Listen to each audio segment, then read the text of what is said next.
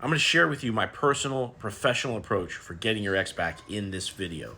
Hey, I'm Coach Benny, and I help people get their exes back. And if you're trying to get yours back, you should watch this video so you can understand what my process is for doing that. All right, step one, write a really long letter expressing all your feelings. Make it 10 pages, maybe 11 pages. And then you send that and you cross your fingers and you're like, yeah, buddy, I'm going to get my ex back. Totally kidding. Don't do that. But the first thing I'm going to size up once I hear your story is your ex actively texting you first, coming to you for your attention or not? If they're texting you first, you're not going to need no contact, which you might have heard about, in other videos, or maybe if you share kids together or you work together, something like that. You're not going to be in no contact either. You'll be in something called low contact. But if they're texting you first, you're not going to have to go through this big stretch of time where you're not talking to each other. But if they're not texting you first, you're going to need some time apart because absence makes the heart grow fonder over time. Now, normally I can figure out if it's a loss of attraction versus, somebody going to an avoidance because either you spent way too much time together, you chased the hell out of them, the sex evaporated, certain statements that they made, that kind of thing. But if it's not that, they're one of two different types of avoidance. And I'm going to size that up to figure out how long you should leave them alone for. Now, figuring out your ex's attachment style is not advisable for you to just do this yourself. There's a lot of little nuances and quirks that you could really misunderstand or get wrong. So I recommend hiring a professional to help you figure this out. Okay? But generally speaking, there's two different types of avoidance. And again, there's variances here, okay? There's a lot of variances, so don't take this as law.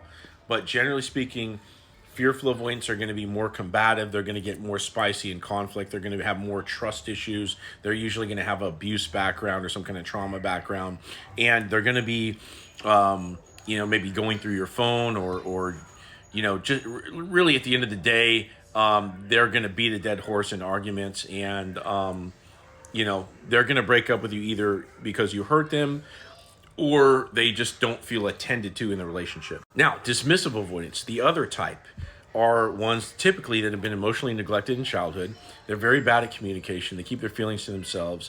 They people please. They don't know how to say no. They go with the flow. They, they don't really feel that great about themselves. A lot of times they have depression.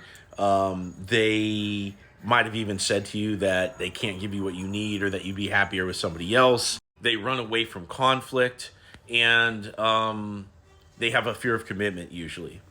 Now, sometimes certain fearful avoidance can look exactly like dismissive avoidance, which makes this really complicated, okay? So you can go back, watch all my videos, try to figure out, what's what. Or, of course, you can always hop on a call with me and I can help you figure this out. But dismissive avoidance distract after the breakup.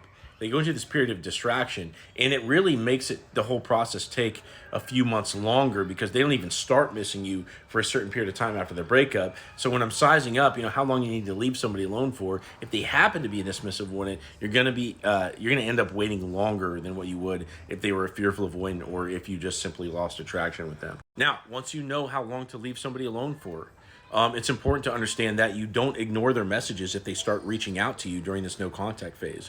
You got to respond, okay? You don't want to communicate to them that you're not interested. For that reason, you also don't want to have them blocked. And then whenever you do get back in contact with them, whether they come to you or whether you're going to go to them after no contact is ended, you need to understand the principles of attraction so that way your actions everything can be done in such a way that raises your standing with them instead of turning them off. So again, I do phone calls where I teach people these principles and give them specific rules that usually people kind of violate and end up messing up their chances with. Or you can go back and watch all my videos and understand the principles of attraction so that way you can do and say the right things when you finally get them back. Now, finally, you're going to want to date your ex for a period of a couple months before you ever revisit the relationship or getting into talking about the problems or anything like that.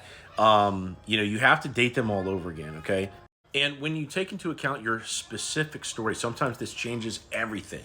Okay, sometimes little things that happen within your story change everything. It's really good to bounce that off of somebody that has the experience so that way you don't end up, thinking that you know the right thing to do, but then you end up doing the wrong thing. Sometimes you can really make everything take a lot longer or kind of mess up your chances for a certain period of time because you did the wrong thing. Now, the last part of my approach is that once you've raised attraction with somebody over a period of months, bringing them back in, staying away from all the things that drive people away, you want to leverage that hold that you have over them to get them to go into therapy if they're an avoidant, for example. You cannot repeat this whole breakup process again and have to go without your person for months and have to date them all over again and all this stuff. You can't do that multiple. I mean, you can, but who would want to?